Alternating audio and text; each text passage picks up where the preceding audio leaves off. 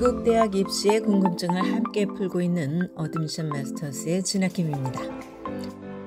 구독과 좋아요, 알림 설정은 영상 제작에 큰 힘이 됩니다. 대학 입시에서 고등학교 성적은 매우 중요합니다.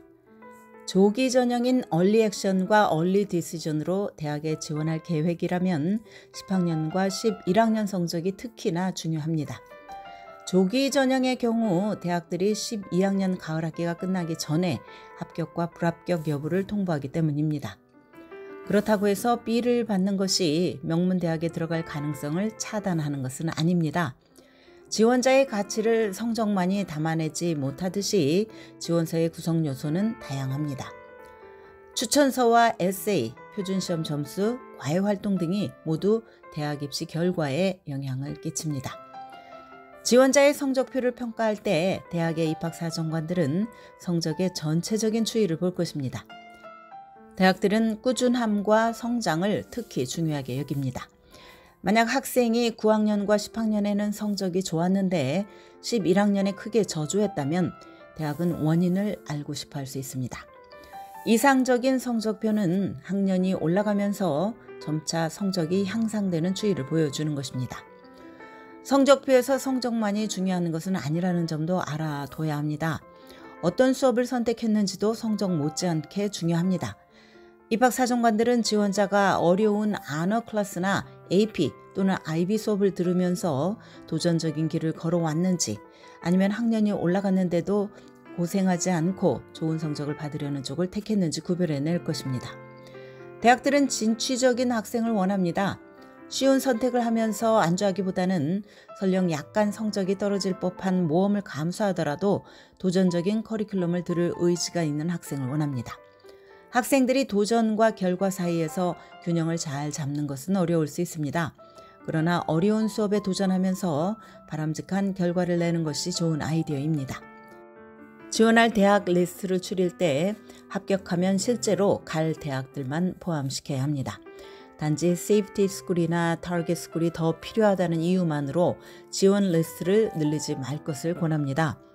리치 스쿨에 지원하면서 타겟 스쿨을 충분히 잡는 것은 꼭 해야 합니다. 그러나 가지도 않을 학교에 지원하는 것은 재고를 해야 합니다. 고교 성적은 입시에서 상당히 큰 비중으로 고려가 되는 요소입니다. 만약 B를 주로 받는 학생이라면 상위 50개 대학에만 지원하는 것은 현명하지 않다고 봅니다. 하지만 상위 100위권 안의 대학들 중에서 상당수는 합리적으로 지원해 봄직합니다. 꼭 가고 싶은 대학이 있다면 조기 전형 중에 얼리 디시전을 노려볼 만합니다. 얼리 액션은 합격 가능성을 약간 높일 수 있지만 얼리 디시전은 더 많이 높일 수 있습니다. 그러나 얼리 디시전은 구속력이 있습니다. 따라서 얼리 디시전으로 지원을 해서 합격을 할 경우 반드시 가겠다는 확신이 있을 때에만 얼리 디시전으로 지원을 해야 합니다. 대학에서 받을 재정 지원의 액수가 중요하다면 내 실력에서 지원 가능한 대학보다 약간 낮은 랭킹의 대학들에 지원을 할 경우 메릿 장학금을 받을 확률이 높아질 것입니다. 성적의 비중이 크다고 해서 그것이 대입 지원서의 전부는 아닙니다. B를 많이 받는 학생도 과외 활동의 구성이 뛰어나거나 추천서가 훌륭할 경우 지원서를 돋보이게 할 수 있습니다. 예를 들어서 내가 해온 과외 활동에서 전직이나 현직 리더십 포지션을 맡는다면 도움이 됩니다. 특히 경쟁이 심하고 규모가 큰 고등학교에서 내 주도로 어떤 과외 활동의 기회를 만든다면 임팩트를 보여줄 수 있을 것입니다. 내가 하려는 전공이나 직업 분야와 관련된 과외 활동을 꾸준히 해왔다면 나라는 사람에 대해서 전체적인 서사를 완성시키고 또 큰 그림을 보여주는 데 효과적일 것입니다. 강력한 추천서도 아주 중요합니다. 보통 고등학교의 카운슬러와 핵심 과목 교사 2명으로부터 추천서를 받아야 합니다. 양보다는 질적인 면에서 나를 잘 아는 교사에게 추천서를 부탁하도록 해야 합니다. 나의 학업 능력이나 캐릭터, 성격을 잘 아는 교사라면 내가 대학에 진학했을 때 캠퍼스에서 어떤 모습으로 살아갈 것인지 추천서를 통해서 잘 보여줄 수 있을 것입니다. 또한 대입 원서를 보충할 만한 다른 기회들도 포착을 해봅시다.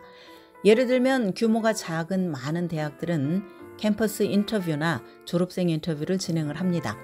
이것이 필수적인 과정은 아닐지라도 만약 내가 이 대학에 진심으로 진학하고 싶다면 이런 기회들이 주는 혜택도 취해야 합니다.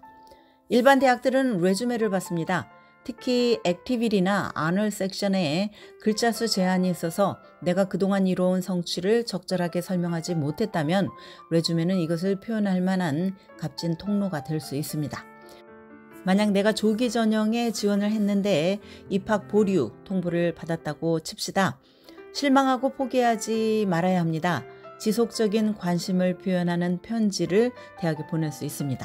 내가 합격을 한다면 그 대학에 꼭 가고 싶다는 마음을 담도록 합니다. 편입도 하나의 옵션으로 고려해 볼 수 있습니다.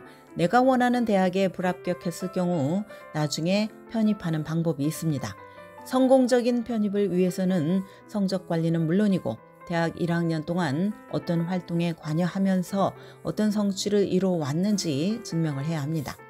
지원자 한 사람의 가치는 성적으로만 평가되지 않습니다.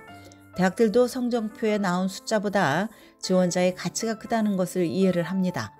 만약 내 인생에 큰 영향을 미치는 어떤 요인 때문에 성적이 나빠졌다면 에세이에 이 내용을 설명하거나 추가 정보 섹션을 통해서 대학 측에 이것을 알려야 합니다. 무엇보다 대학들은 지원자의 다양한 면모를 살펴서 종합적으로 평가하고 선발한다는 점을 명심을 합시다.